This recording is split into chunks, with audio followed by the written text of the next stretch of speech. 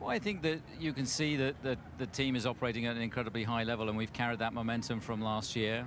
The car is an aggressive evolution, and it was interesting to see, okay, in Bahrain, how do we go? We've come to another circuit, and it's performed well again here. So Melbourne will be another very different challenge, but again, Max, clinical in his execution of that race, and Checo put in a very strong race performance as well. Yeah, a word on Checo, because we've talked ad nauseum, haven't we, about the world champion, the triple world champion. We know exactly what you're going to get from him, but for Checo, okay, it was, what was it, second and a first in the first couple of races of last year, but he's doing exactly what he needs to do as your number 2 driver.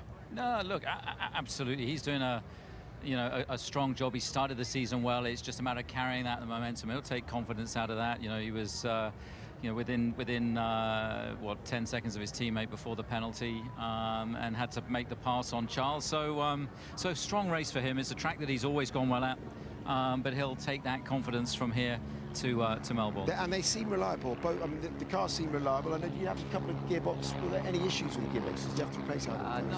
Nothing major. Nothing that affects the allocation or anything like that. That we've lost anything. So no. The cars ran faultlessly in the race, and again, testimony to the hard work from all the men and women back in Milton Keynes. Christian, I've got to ask you: is there a battle going on for who controls the race team at the moment within Red Bull at ownership level? No, look, no.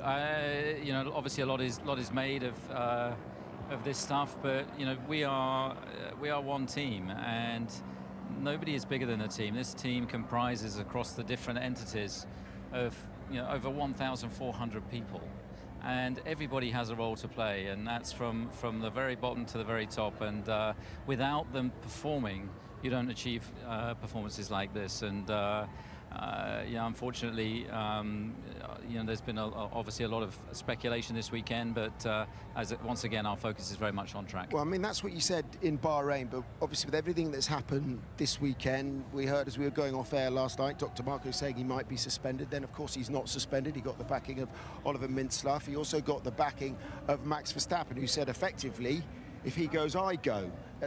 Can you understand that from the outside that might appear that the team isn't unified? Off the track, this is not on it. Well, firstly, Helmut, he is a consultant to Red Bull GmbH, so whatever the discussion was between them and not the team. But Max got involved. But Max is an important member of our team. He's a valued member of our team. He's a wonderful driver. But everybody has a role to play in this team. We are a team, and no single individual is bigger than the team. And that's the only way that you achieve these kind of results. Now, today was Max's 100th podium finish, all of which have been in Red Bull Racing cars. It was his 56th race victory.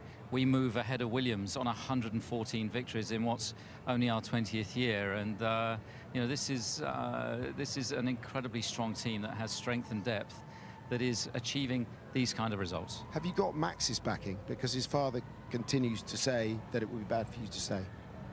Well, look, obviously there's rumblings. I'm aware of what's been said, but Max is an important part of this team. He's our driver, and he's doing a great job. And as team principal and CEO, I'm responsible for the running and the operation of this team. So everybody has to do their part. Max is doing his part. Everybody else is doing their part. But obviously, there's something to fix between yourself and Jos. If you can do that, can you all continue together and smooth it over and continue racing as you are?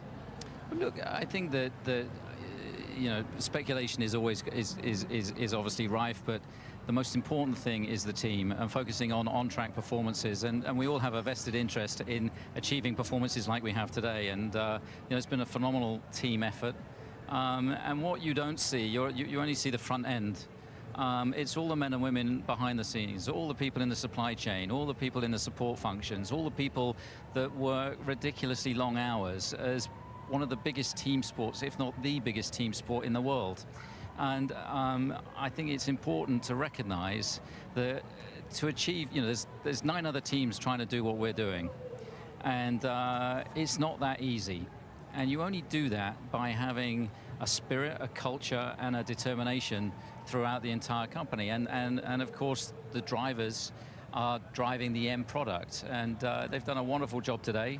But we move on, and our focus is very much on Melbourne. So no issues with the culture within the team then? You talked about that, saying that there's a there's a decent culture within the team, within Red Yes, Bull? absolutely. I mean, I think that Red Bull Racing is the most followed sporting entity of any sports team in the world. We've got an incredible team, an incredible group of men and women that are doing an amazing job, and without which we wouldn't be achieving these performances. Thank you for talking to us, Christian. Thank you very Appreciate much. your time. Thank you. Well done.